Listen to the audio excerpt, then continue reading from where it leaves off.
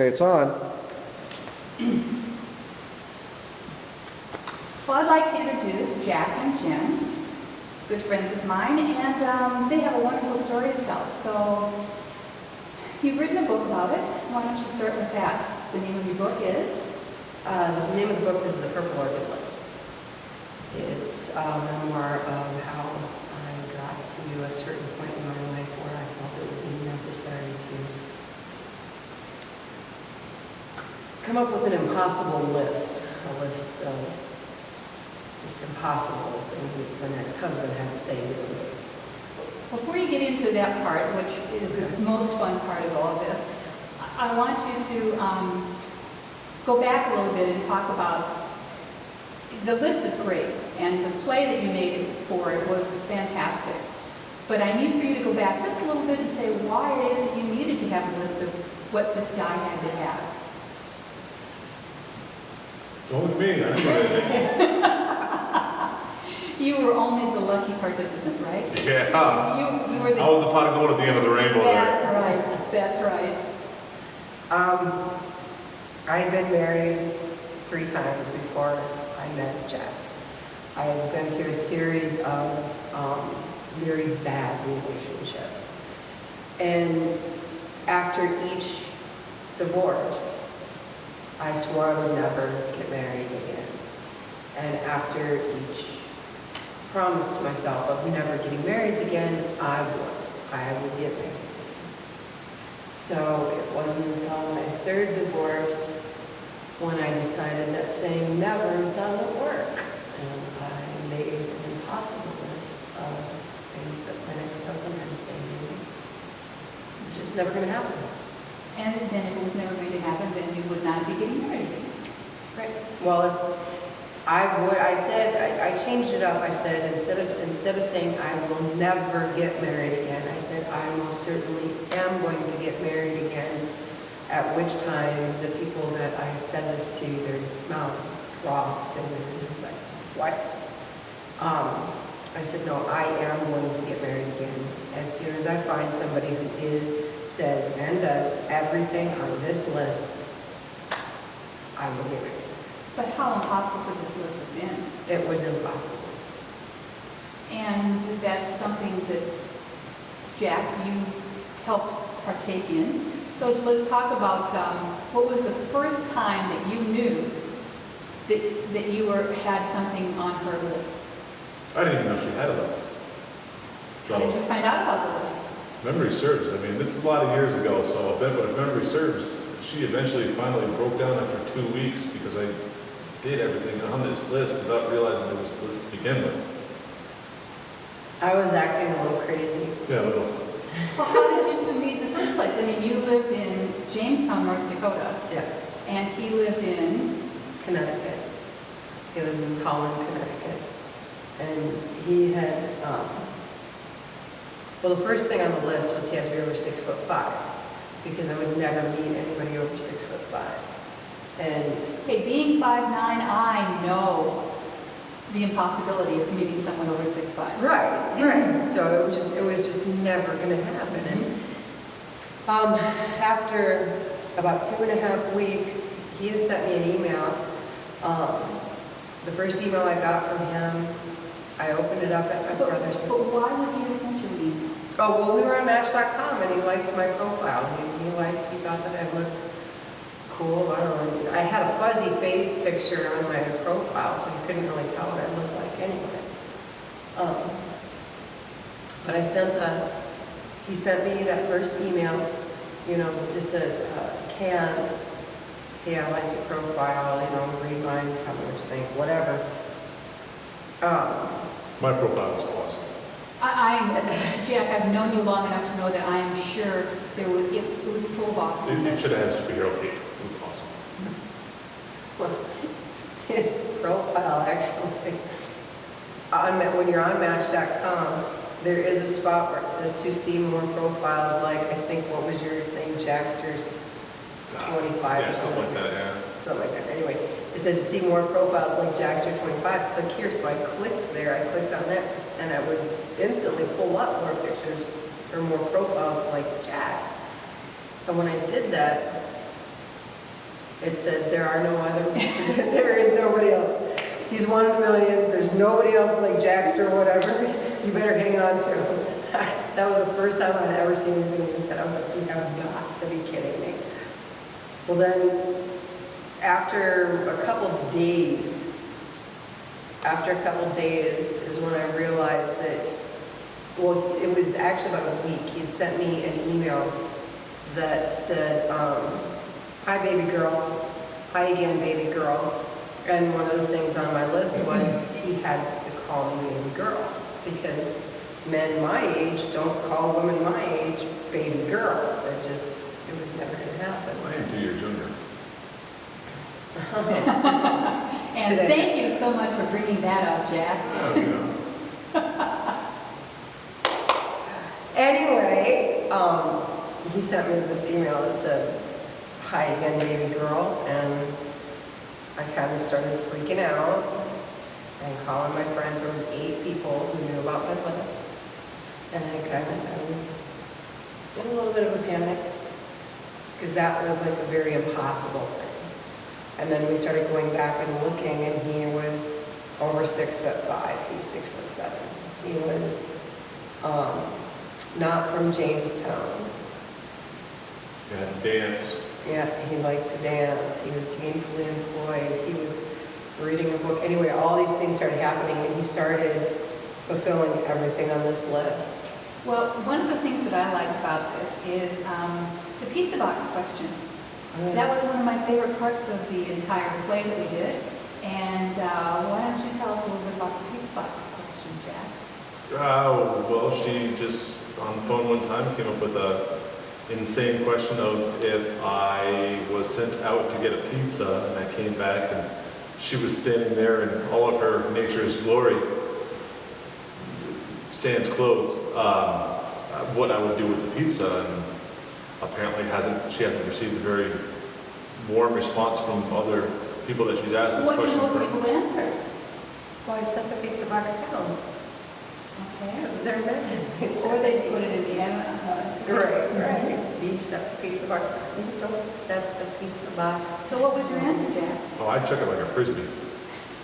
It just seemed like it made most sense to me. I don't really care that much about pizza.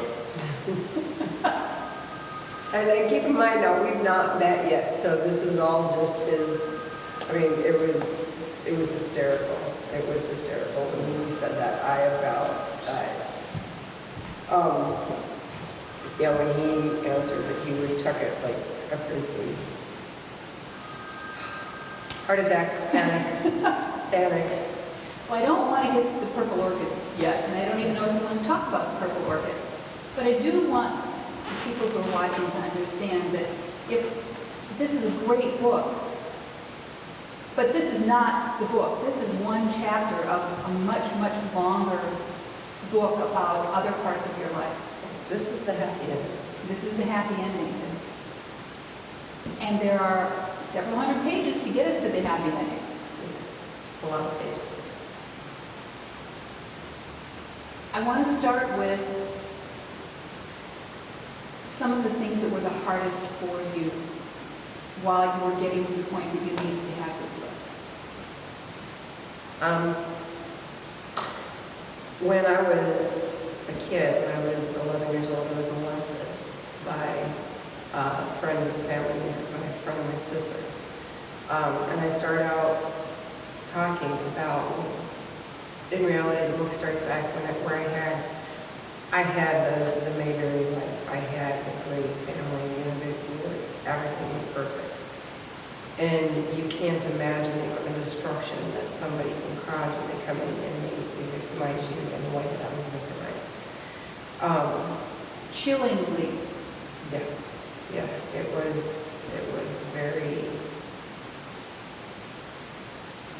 was very difficult. I mean, very, very difficult. And the worst part, I think, about the whole thing is how you don't realize until you go back and, like in my case, writing has always been very therapeutic for me.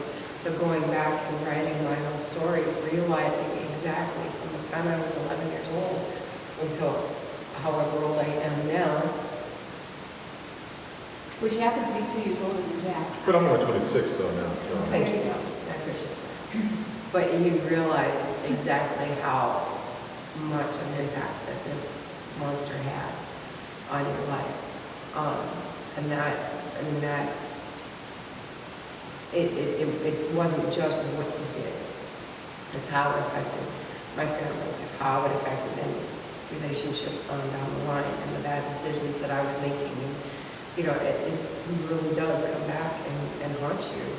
But not even just bad relationships with men, but also bad relationships with your family. With everybody. I was not good at relationships, and it wasn't the perception that I had of my mother and, you know, my family, what my family thought of me.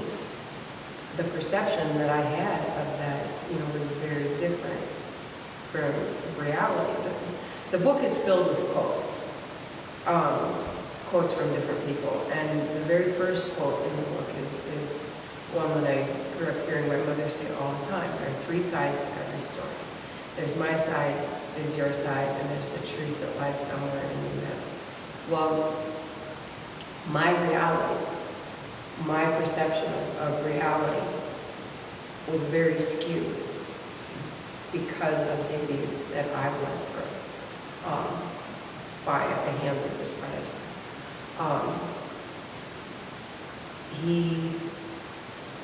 He had me convinced that my family didn't care. I mean, they certainly didn't want me around. I was an obligation. I was not a member of the family. I was an obligation to my parents. That, you know, he was the one that they wanted. He also had to convince you when you died. Oh, yes, he did. He made it clear that I would die, and that if I told anybody, you know, there was never a question of if I was going to die. It was when I was going to die. And if I told anybody about the abuse, I would die much sooner. And yeah, he had me convinced for a lot of years.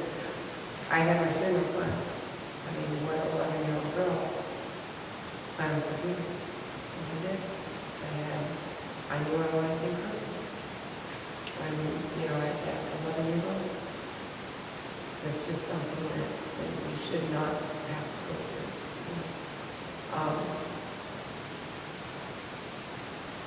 One of the things that has been so interesting through your whole story with Jack is all the coincidences that have happened. And they're really rather funny. And again, I want people to understand that the end of this book is joyful and fun and delightful. But there are other coincidences in your life too. When we had talked about starting this interview, we've been talking about doing this for quite some time. The day that we were going to set when we were going to do this interview, another coincidence happened that you did not expect, that changed the entire tone of the book and how it was to be promoted and some of the things that you wanted to say. And I'd like you to elaborate on what that coincidence was that happened the day before we decided to do this. If you choose to do that, if you don't, that's all right. The last time that we spoke, I had just gotten the news literally probably half hour, 45 minutes before, that they let him out. They let my abuser out of the sex offenders unit at the state hospital.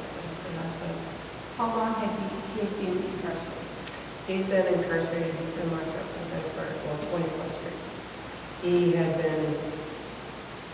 He was never convicted for anything he ever did to me. I didn't tell my parents until I was 16 years old. I couldn't. When I finally told my parents what he had done, by that time, he was already locked up. He had molested a couple of young girls, gotten caught. Ages 3 and 6 for 4 years. Yes, well, 3 and 6, and then he was incarcerated. He got out, and then when he got out, he raped a 16-year-old. I believe she was 16. He raped another girl. He did admit that there were more victims. He did admit that he had threatened death, that he had threatened that he would kill those of us who told. And they let him out. And the first day that I found out that he was getting out, I was working and I couldn't answer the phone. My phone was ringing off the hook. I came out and Jack was sitting there and he said, "There's just no easy way to tell you this, Jen." And I said, "What?" And he just looked at the newspaper and said, "Read the paper." And I opened it up and there it was. And he was out. And I lost it. I mean, it just felt like somebody punched me in the stomach because it was something that was never supposed to happen. He was never supposed to be out. He is a level 3 sex offender, a level 3 highly dangerous individual. Violent is the word that was used on the website. Yes. And he is. And this was less than 3 weeks ago. Yes. He got out a little over a week and a half ago. The first time he got out was this Friday, the 26th. I still had clients coming and going, so I had to keep some composure about myself at that point. Then my mom had walked in, and after my mom had walked in, when my mom walked in, my next client came in on her heels, and I'm trying with all I have to suck it up and not let this bother me, but it was impossible. After my client left, my mom was still sitting there, Jack was sitting there. The minute my client walked out the door, I lost it. I completely lost it. I never, ever, ever thought that I would see that. Never thought I would see the day when my world has him living in it, outside of a unit, outside of, he was behind bars and now he's not. Now he's free. So then by that time, it's kind of obvious to me that I was the one who had made the decision that her day of work was over. Yeah. So I called her, to her objection, but I called all of her clients and just told them she's not feeling well, she's fell ill, we have to reschedule on Monday. What's your glass of wine? We decided, I said, I was just kind of screaming and I said, I need to call. I said, I have to call the state's attorney. And he said, that's a good idea. We called the state's attorney and we found out that the state's attorney actually was not in at that time. I started talking to a victim's advocate. We hung up. She said she would call me right back. She called me back and she told me that he was not out roaming the streets of Jamestown, that he was in transition, which basically means that I won't run into him in the grocery store without somebody with him. I'm still going to run into him, but he won't be alone. Well, Jack is watching me go through this, and I don't think he's ever. I mean, it was bad. It was a bad day. Very bad day. Mm-hmm. Did your reaction surprise you? It surprises those of us who know you, because I've known you since you were a little girl. Right. And you've always had, a very strong personality. Always, even when you were going through some of your more difficult times, you seemed together, that you could always pull yourself together. Mm-hmm. So, did this reaction that you had surprise you? Yes, it did. I didn't. I thought I was much further along in the whole treatment process. I thought I was much further along in dealing with everything he'd done and dealing with my past than I truly am. My mom taught me when I was a kid, I'd always walk myself through bad situations. I've always walked myself through bad situations. you throw a bad situation at me, I guarantee you I've walked myself through it at least one time, and I know what I would do in that situation. I have never walked myself through this. I never anticipated that I would ever open the paper and see a day when he was a free man. I never prepared myself for that. I never prepared myself for this, for knowing that he was out. It was something that I guess I always thought that, well, I never thought he'd get out, but I thought that I was just a lot further along than I was. Jeff, let me ask you, when you opened the paper and saw it, I mean, you've been married to Jen, you've known her for quite some time, you've been married to her, you knew what all this stuff was about. Sure. What was the reaction? What did you feel in your gut in the moment when you opened the newspaper? I liken it to Nancy Grace. You know, you see somebody on something on headline news, and it just, I wasn't expecting the reaction that I got out of her. Just as I thought, she could liken it to somebody on Nancy. That you see some predator on Nancy Grace, and automatically it's out the window. It's nothing too serious. But I was completely wrong.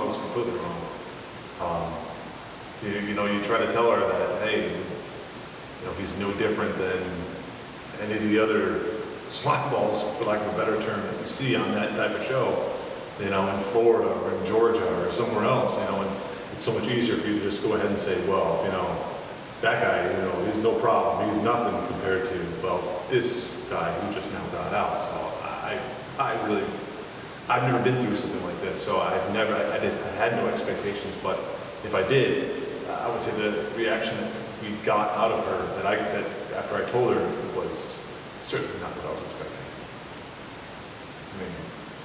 Because I can try to reason with her, but there's nothing I can say or do. When you have somebody who actually literally regresses back to the day of being 11 years old, how do you rectify that when I've only known her for 8 years? I could be the savior for just about anything, but this time it's out of my hands. The real reason I wanted to bring this up is because, as I said, I've known you for a long time. I know how strong you are.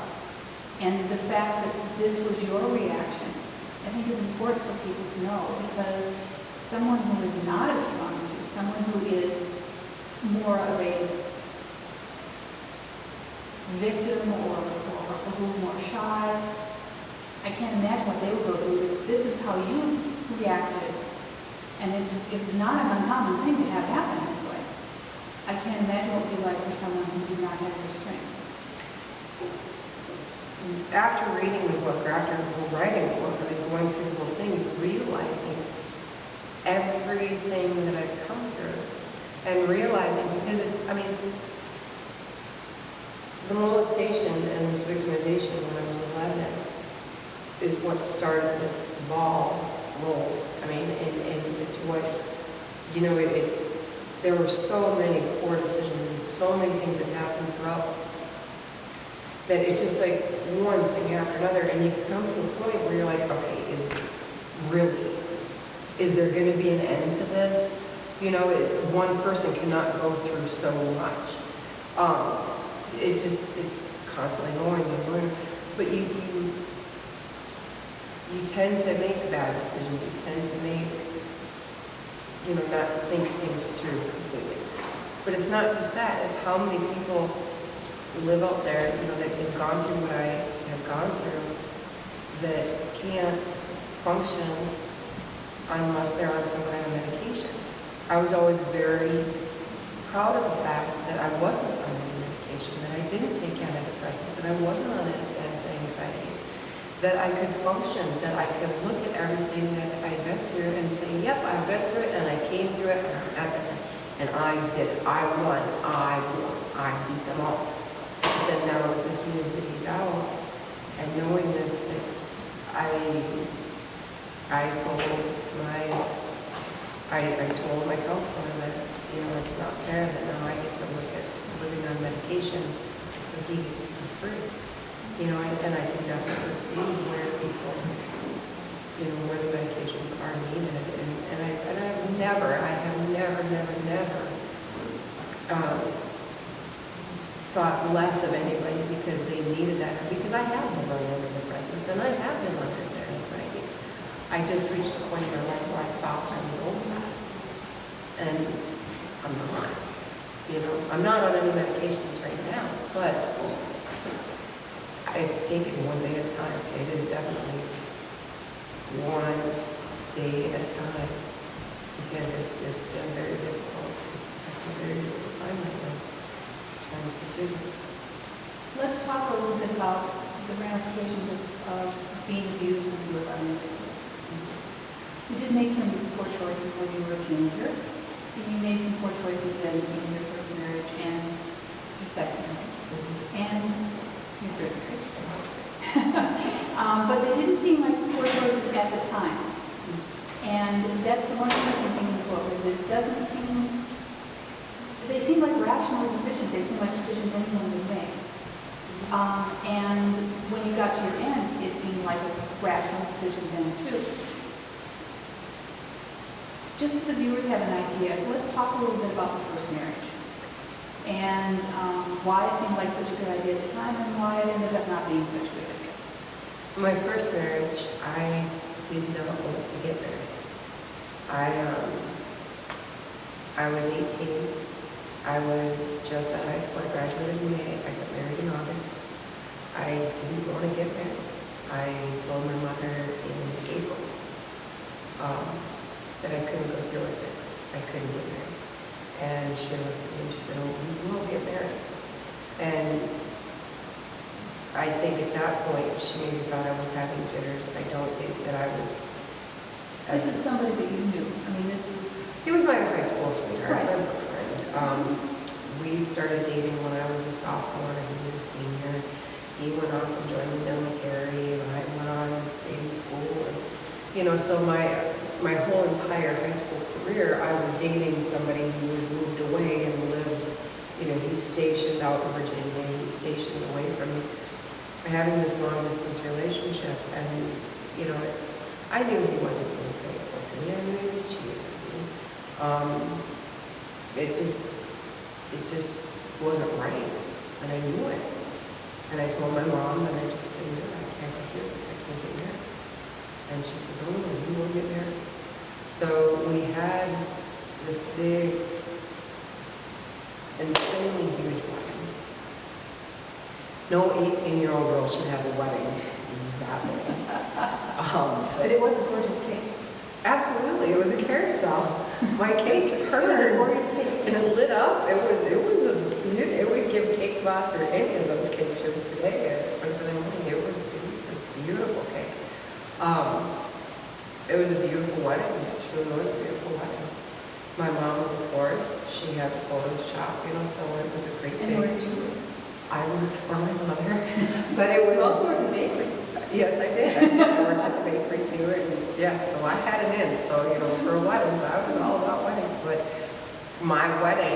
our wedding was, it was really a showcase, you know, of my mother's talents. And she's a very talented woman. She's a very talented woman. But I remember one of my bridesmaids asked me right after the wedding, she says, "What does it feel like to be married?" And I said, "One more ring." And because that's all, there was no excitement, there was nothing, it was just, it was one more ring. We got married, we moved to Virginia. When we got to Virginia, it became very clear that he really didn't want me talking to my family anymore. There were certain restrictions. I couldn't give my family my phone number. You know, it was. He was very controlling. Very, very. We got married in August, and by May, the next May, when his sister got married, we had figured out that, I had found out about cheating.